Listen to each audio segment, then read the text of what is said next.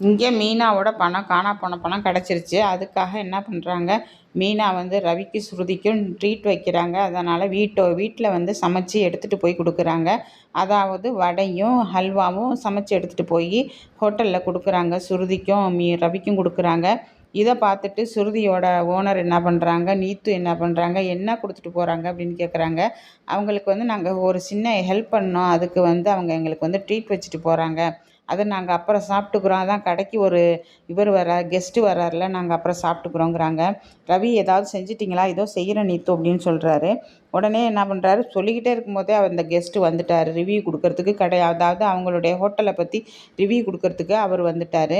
அந்த கெஸ்ட்டு வந்தது இவங்க கேட்குறாங்க, நீத்து என்ன பண்ண போகிறீங்க ரவி அப்படிங்கும்போது, நீங்கள் இப்போ சாம்பார் கலங்காதீங்க, ஒரு நிமிஷம் இருங்க, நீங்கள் பதட்டப்படாதீங்கன்னு சொல்லிட்டு ஸ்ருதி என்ன பண்ணுறாங்க, மீனா கொண்டு வந்த வடையும் ஹல்வாயும் எடுத்து வச்சிடுறாங்க ஒரு தட்டில் வச்சு.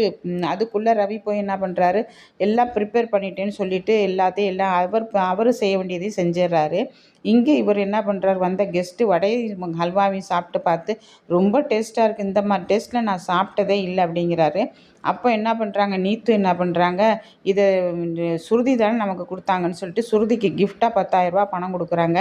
அதை வீட்டுக்கு எடுத்துகிட்டு வந்த ஸ்ருதி என்ன பண்ணுறாங்க, எல்லாரையும் வச்சுக்கிட்டு மீனா கொடுக்குறாங்க. அப்போ வந்து ரவி சொல்கிறாரு, அண்ணி உங்களை மாதிரி அடிச்சுக்கிறதுக்கு, சமையலில் அடிச்சுக்கிறதுக்கு ஆளே இல்லை அண்ணி அப்படிங்கும்போது, குறுக்க விஜயா வந்து ஆமாம் ஆமாம் இவ பெரிய சமையல்காரி பாரு, உன்ன மாதிரியா இவ செஃப்பா இவ அப்படிங்கும்போது, இல்லைம்மா என்னை விட பெரிய செஃப்மா இவங்க, இன்றைக்கி ஒரு கெஸ்ட்டு வந்திருந்தாங்க எங்கள் இதுக்கு ஹோட்டலுக்கு, அவர் வந்து என்ன தெரியுமா சொன்னார் சாப்பிட்டுட்டு, இந்த மாதிரி நான் சாப்பிட்டதே இல்லை இது வரைக்கும், யார் இதை செஞ்சது அப்படின்னு கேட்குறாரு. அவங்களுக்கு இந்த மாதிரி ஒரு ஹோட்டல் திறந்து கொடுக்கணும், இந்த மாதிரி சாப்பாடு சாப்பிட்டா எல்லாரும் அந்த ஹோட்டலுக்கு தான் வருவாங்க, நீங்கள் ஏன் 2 பேரும் இங்கே வேலை பார்க்குறீங்க, நீங்கள் ஒரு புதுசாக இதை வச்சு உங்கள் அண்ணியை வச்சு ஒரு ஹோட்டல் திறந்துக்கலாம்லன்னு அப்படின்னு சொல்லும்போது, நீத்துக்கு வந்து முகம் ஒரு மாதிரி போகுது. அதெல்லாம் இல்லை சார், அண்ணி வந்து அதெல்லாம் செய்யலை, அவங்க ஏற்கனவே பூவெல்லாம் கட்டி வியாபாரம் பண்ணிக்கிட்டு இருக்காங்க, ஏற்கனவே பெரிய பெரிய கல்யாண மண்டபத்துக்கெல்லாம் அவங்க வந்து ஆர்டர் பிடிச்சி அந்த இதெல்லாம் டெக்கரேஷன்லாம் செஞ்சுக்கிட்டு இருக்காங்கன்னு அவர் ரவி சொல்கிறாரு. ஸ்ருதியும் சொல்கிறாங்க, அப்போ அப்படியா, அதையும் நானே ஒரு ரிவ்யூ கொடுத்துட்றேனே அவங்களுக்கு அப்படிங்கிறாரு. இதை வந்து வீட்டில் வந்து அப்படியே சொல்கிறாங்க. அவங்க எல்லோரும் சொல்லிவிட்டு அந்த 10,000 பணத்தையும் கொண்டு வந்து மீனாட்ட கொடுக்குறாங்க. இதை பார்த்துட்டு விஜயாவுக்கு வந்து ரொம்ப பொறாமையாக இருக்குது. ஆமாம், இவ வீட்டிலே சமைக்க முடியலை, இதில் வேறு அங்கே வேறு போய் சமைப்பாளாக்கம், இவ ஒரு ஹோட்டல் திறக்க போகிறாளாக்கம் அப்படின்னு சொல்லும்போது, அதை இப்போ கண்டுட்டு பொறாமையாக இருக்கும்போது இங்கே என்ன பண்ணுறாங்க, உடனே மீனா வந்து பணத்தை வேணாங்கிறாங்க ஸ்ருதிக்கிட்ட. அப்போ அண்ணாமலை சொல்கிறாரு, வாங்கிக்க மீனா அப்படிங்கிறாரு. அப்போ பாதி கொடுங்க, ஏங்க இவ்வளவு பணம் அப்படின்னு சொல்லிட்டு 5,000 வாங்கி மீனா மீனா வந்து என்ன பண்ணுறாங்க, முத்துக்கிட்ட கொடுத்துட்றாங்க. குடு நான் உண்டியலில் போட்டுறேன் அப்படிங்கிறாரு முத்து. அப்போ என்ன பண்ணுறாங்க, முத்து வந்து என்ன பண்ணுறாரு, மீனா கூப்பிட்றாரு, இங்கே வா மீனா, நம்ம பலக்குரல் சொல்கிற மாதிரி நம்ம ஒரு சின்ன ஹோட்டல் முதல்ல திறந்தா என்ன அப்படின்னு கேட்குறாரு. ஏங்க முதல்ல இது பண்ணுவாங்க, இதை வந்து ஒரு நிலைமை ஒரு இதுக்கு கொண்டு வருவோம், அந்த டெக்கரேஷன் பண்ணுற தொழிலை, அதுக்கப்புறம் என்ன பண்ணுவோம், ஒரு ஹோட்டல் திறப்போம் சரியா, நீங்கள் முதல்ல காருக்கு வந்து கார் கற்றுக் கொடுக்குற வேலையை முதல்ல பாருங்கள், இந்த ஸ்கூல் வச்சு நடத்துகிறீங்களே காரு கற்றுக் கொடுக்குறதுக்கு ஸ்கூல், அதையும் பாருங்கள், நான் இதையும் பார்க்குறேன், இது ரெண்டும் வந்து ஒரு டெவலப் ஆனவுடனே அதுக்கப்புறம் வேண்டாம் ஹோட்டலை பற்றி யோசிப்போம், நீங்கள் ரொம்ப அகலக்கால் வைக்காதீங்க அப்படிங்கிறாங்க. இவங்க என்ன பண்ணுறாங்க, முத்து ரவி எல்லாரும் போய் மேலே வந்து என்ன பண்ணுறாங்க, குடிக்க ஆரம்பிச்சிடுறாங்க. இங்கே என்ன பண்ணுறாங்க, ஸ்ருதியும் மீனாவும் பேசிக்கிட்டு இருக்காங்க டீ குடிச்சிக்கிட்டு.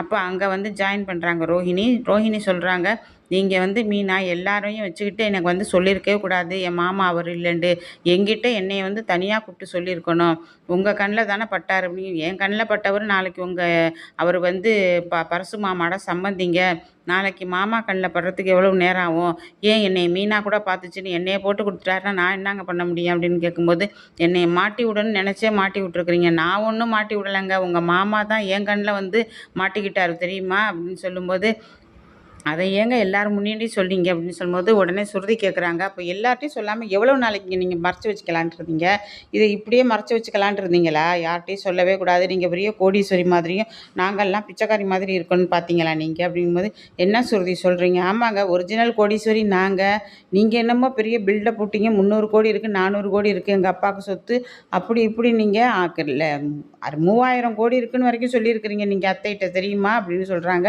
அதுக்கு எல்லாத்துக்கும் மீனா தான் காரணம். மீனா என்ன பண்ணிக்கணும், மீனா, முத்து என்கிட்ட வந்து சொல்லியிருக்கணும். எப்போ பார்த்தாலும் இவங்க 2 பேரும் என் விஷயத்தில் வந்து தலையிடுறாங்க. ஏங்க நாங்கள் தலையிடவே இல்லை, நல்லா புரிஞ்சுக்குங்க. நாங்கள் தலையிடலை. அதே மாதிரி வந்து உங்ககிட்ட சொல்லணும்னு அவசியம் இல்லை. அவர் எங்கள் கண்ணில் மாட்டினாரு. அதனால் அத்தை மாமா கிட்ட சொன்னோம். புரியுதா அப்படின்னு சொல்லும்போது உடனே கோவமா ரோஹிணி வெளியே